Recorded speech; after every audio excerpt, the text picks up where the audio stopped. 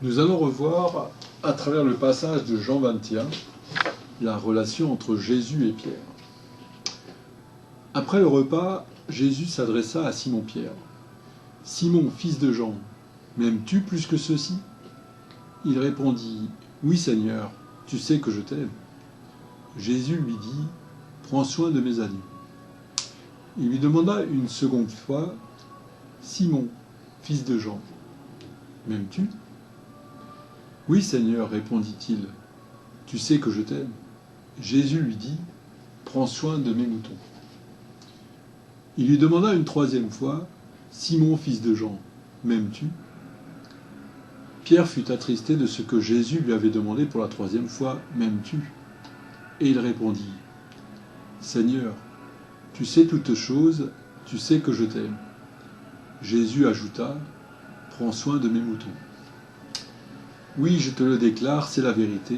Quand tu étais jeune, tu attachais toi-même ta ceinture et tu allais où tu voulais. Mais quand tu seras vieux, tu étendras les bras, un autre t'attachera ta ceinture et te mènera où tu ne voudras pas aller. Par ces mots, Jésus indiquait de quelle façon Pierre allait mourir et servir la gloire de Dieu par cette mort. Jésus lui dit « Suis-moi ». Pierre est un disciple à part.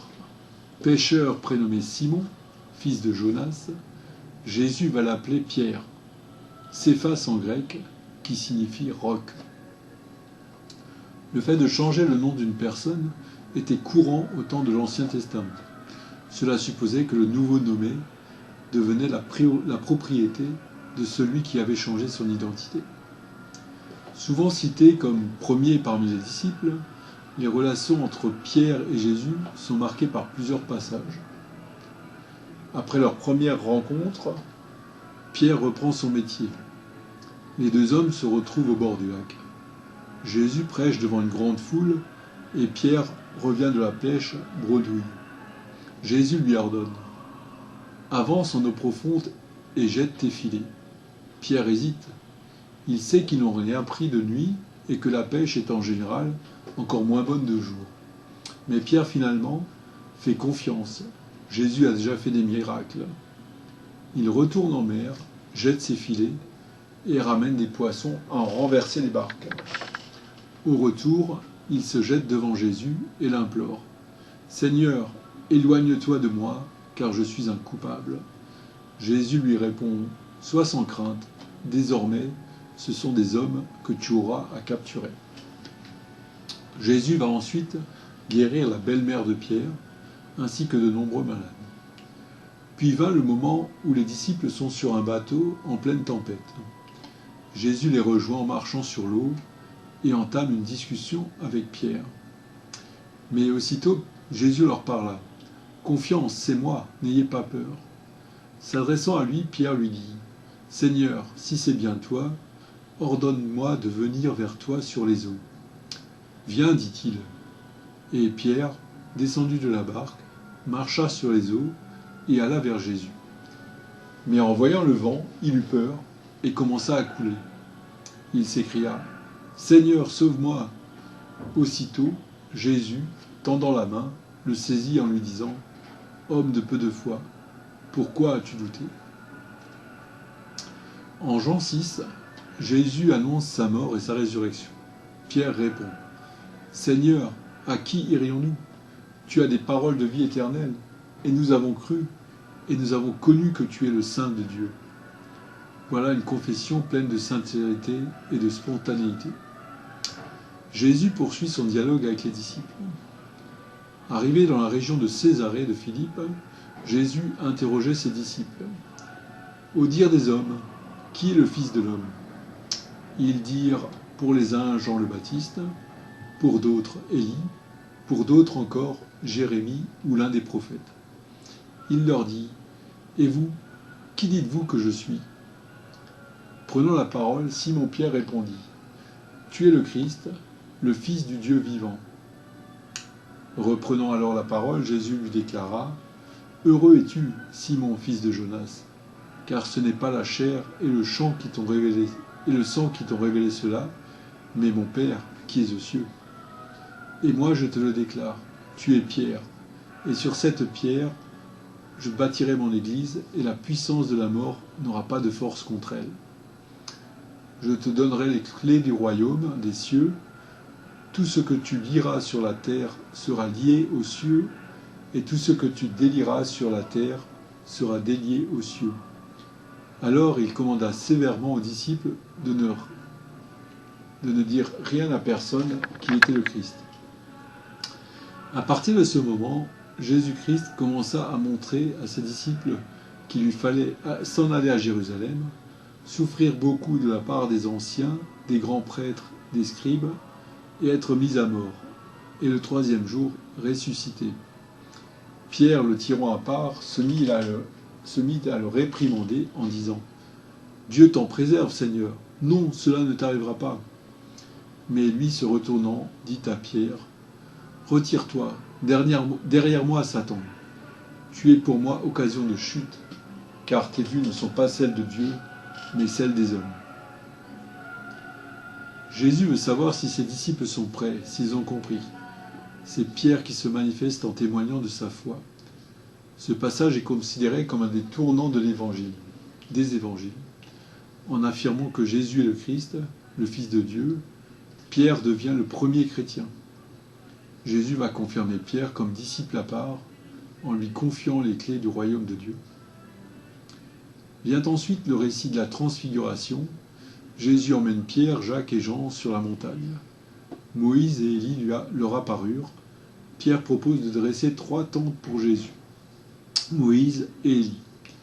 Une nuée lumineuse apparaît et une voix annonce « Celui-ci est mon fils bien-aimé, celui qu'il m'a plu de choisir.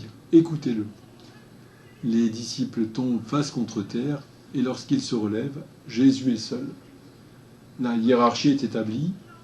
L'homme n'est pas sauvé par la loi de Moïse, ni par la justice d'Élie, mais par Jésus, le Fils de Dieu.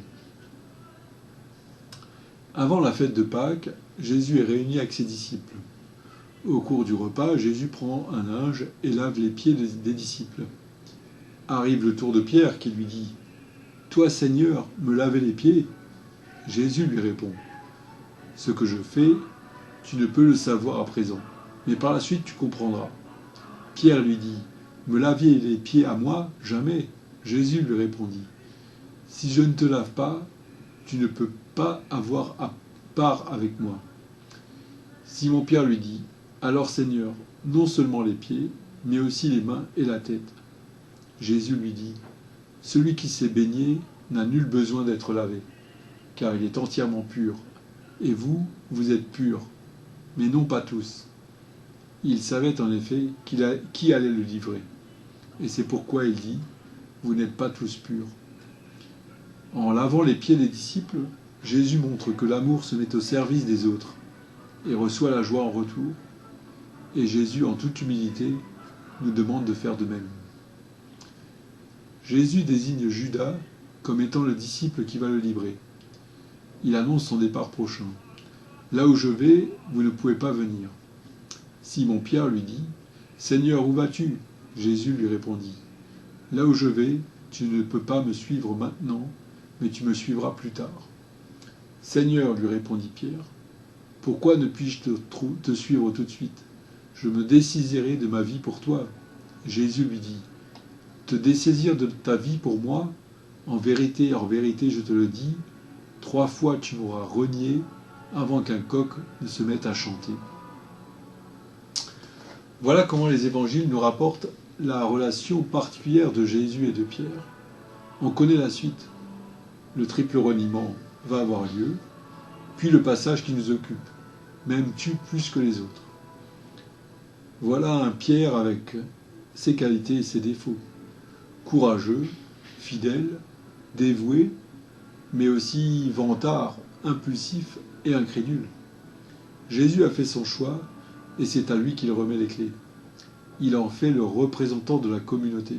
« Paix mes brebis, lui dit-il par 3 fois, après que Pierre lui ait confessé son amour. Et les derniers mots seront « Toi, suis-moi ». Et l'avenir nous montre que Jésus, Dieu, ont eu raison de leur choix. Avec Paul, Pierre a été le principal artisan de l'annonce de la bonne nouvelle. Après avoir été au plus bas lorsqu'il a renié son maître, Pierre se retrouve empli d'Esprit Saint pour effectuer son ministère. Sa foi l'amène à effectuer de nombreuses guérisons. Il convertit les hommes par milliers. Il ne craint pas la mort. Il prie avec ferveur. Il ne doute plus. Il est porté par l'Esprit. La question qui nous vient est: sommes-nous Pierre? Nous avons des défauts et des qualités. Par notre baptême et l'enseignement que nous avons reçu, nous avons été choisis par Dieu. Nous avons nos périodes de doute. Il nous manque peut-être une rencontre en présentiel, terme à la mode, avec Jésus pour ressembler à Pierre. Et que nous demande Jésus? Suis-moi. Reprenons la suite du passage appelé la conversion de Césarée. Alors Jésus dit à ses disciples: si quelqu'un veut venir à ma suite, qu'il se renie lui-même et prenne sa croix, et qu'il me suive. En effet, qui veut sauvegarder sa vie la perdra, mais qui perd sa vie à cause de moi l'assurera. Et quel avantage l'homme aura-t-il à gagner le monde entier s'il le paye de sa vie? Ou bien que donnera l'homme qui est la valeur de sa vie? Car le Fils de l'homme va venir avec ses anges dans la gloire de son Père. Et alors il rendra à chacun selon sa conduite. En vérité, je vous le déclare, parmi ceux qui sont ici, certains ne mourront pas avant de voir le Fils de l'homme venir comme roi.